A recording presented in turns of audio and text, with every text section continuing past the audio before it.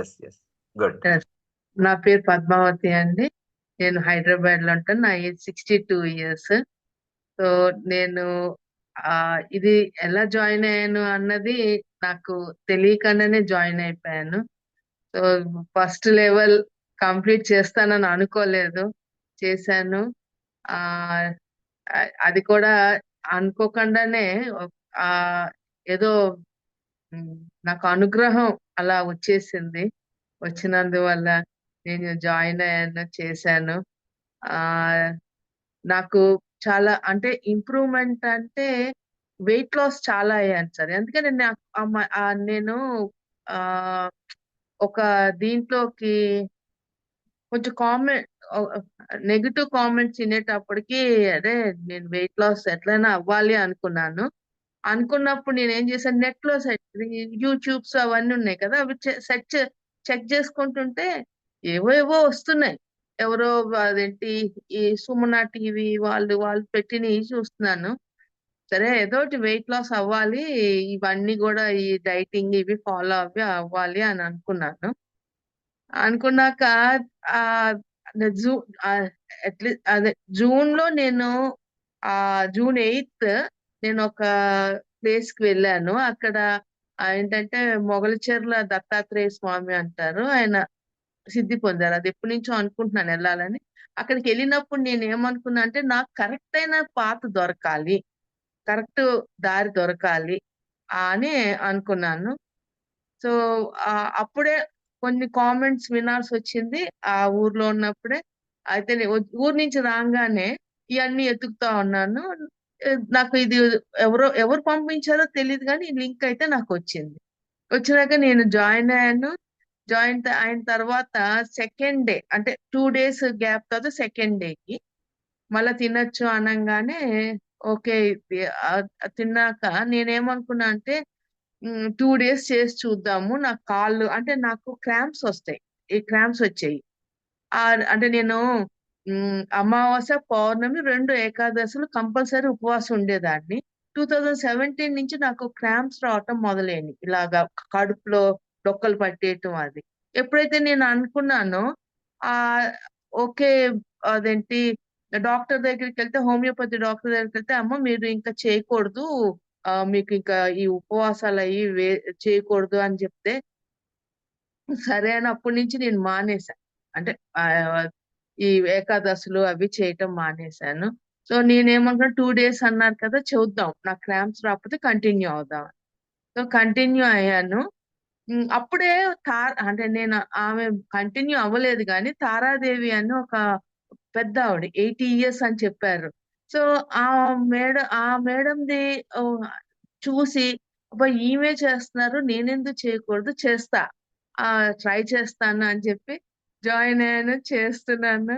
అది చాలా బాగా అనిపించింది.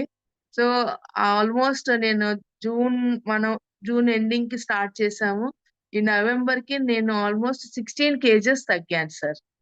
సో అది చాలా అది ఇంకొకటి ఏంటంటే నాకు చాలా డిసప్పాయింట్మెంట్ ఏంటంటే నేను 23rd ఒక ఫ్యామిలీ గెట్ టుగెదర్ కి వెళ్ళాల్సి వచ్చింది.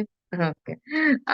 సో ఇవన్నీ నాకు ఆ ఈ చేయటం నాకు చాలా అంటే సర్వీస్ చేయటం నాకు బాగా అంటే ఇష్టము.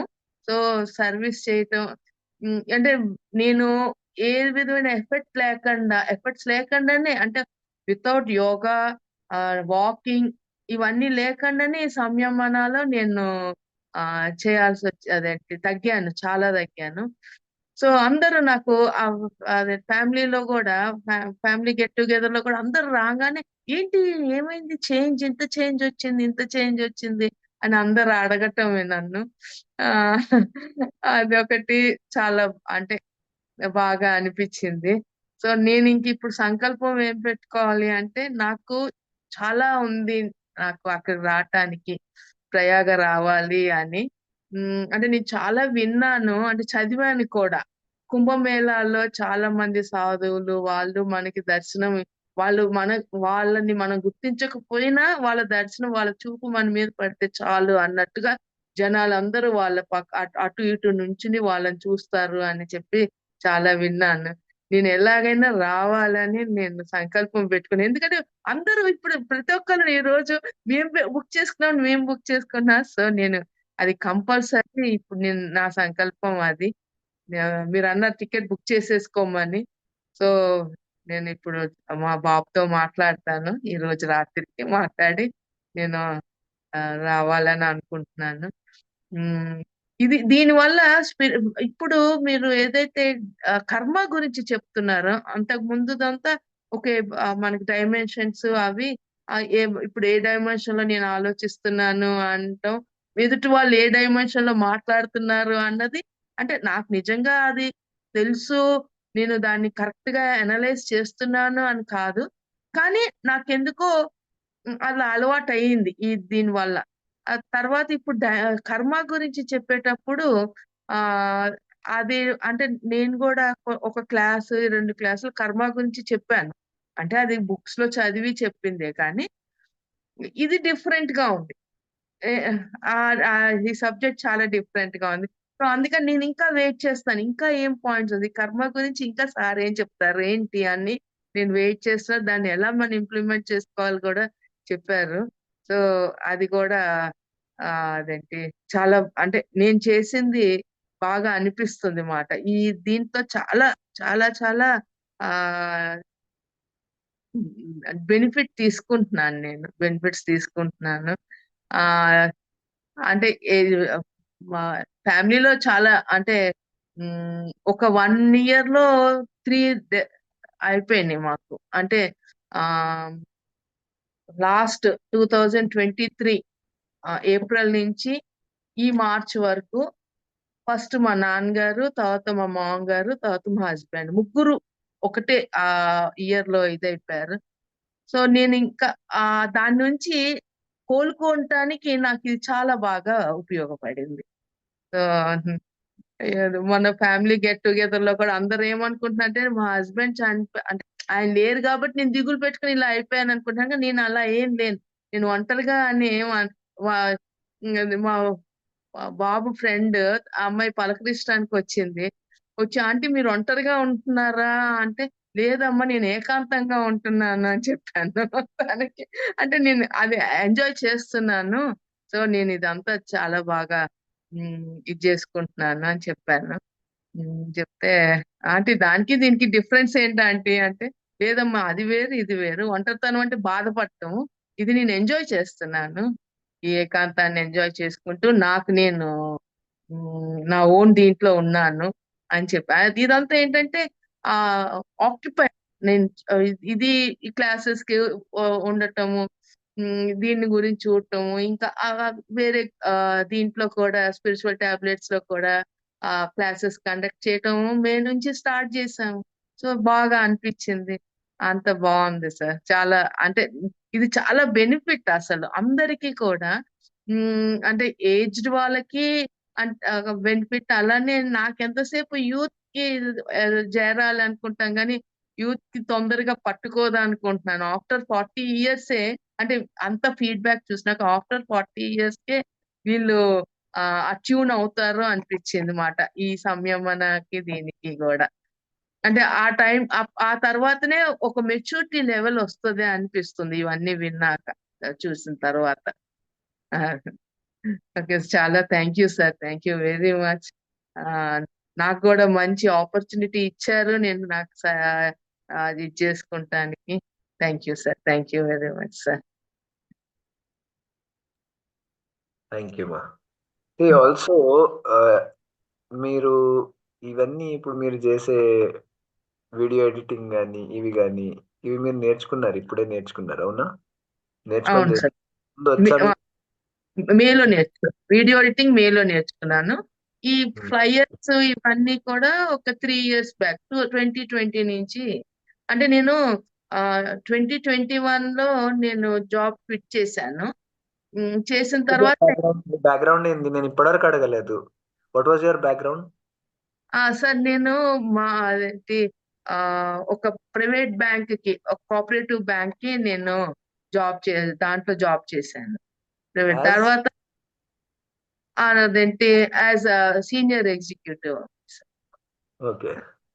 అంటే తర్వాత అంటే నేను కౌంటర్ లో చేసింది ఒక ఫ్యూ ఇయర్స్ 7 years. తర్వాత అంతా లోన్స్ బ్యాక్ ఎండ్. అందుకని నాకు ఈ ఇదంతా టెక్నాలజీ అంటే ఇవి ఆర్బీఐకి రిపోర్ట్స్ పంపించడము, ఎన్పిఏ రిపోర్ట్స్ తయారు చేయటం, ఇవన్నీ తోటి నాకు ఈ కొంచెం దీని మీద అంటే నెట్ లో ఎలా పంపించాలి అవన్నీ తెలిసినవి, వాటిని ఎలా ప్రిపేర్ చేయాలి, అలా కొంచెం నాకు ఈ బ్యాక్గ్రౌండ్ వచ్చింది అన్నమాట. ఇంకొచ్చి తర్వాత ఏం చేయాలో తెలియక సరే ఒక్కొక్కటి నేర్చుకుంటూ ఉన్నాను. అట్ ద సేమ్ టైం అది. గుడ్. ఇప్పుడు మీ మీరు లెవెల్ 1 జాయిన్ అయినప్పుడు ఫోటోగ్రాఫ్ అండ్ ఇప్పటిది, you just see there is a huge difference. Okay. అది నిజమే. మేలో నా ఫ్రెండ్స్ తో దిగిన ఫోటో, మొన్న నేను వెళ్ళేటప్పుడు ఫ్యామిలీ గెట్ టుగెదర్ లో వాళ్ళ ఫోటో తీసిన ఫోటో, రెండు అసలు చాలా డిఫరెన్స్ ఉంది. ఎవరు గుర్తుపట్టను కూడా గుర్తుపట్టారు. నేను అది పెడతాను సార్ అది మీకు. ఓకే. రెండోది అండర్స్టాండ్, స్కిన్ ఎక్కడ లూజ్ గా లేదు. లేదు. అండర్స్టాండ్. నేను ఇది ఎందుకు గమనించి చెప్తానంటే, అందరికి మీరు డాక్టర్స్ దగ్గర వెళ్తే 40 ఇయర్స్ ఏజ్ కే మీరు నియరింగ్ మెనోపాజ్ కాబట్టి స్కిన్ లూజ్ అవ్వచ్చు. All those things are coming at 40. ఈ ఏజ్ లో what people are facing at 40, you are reversing it at 60. అర్థమైందా?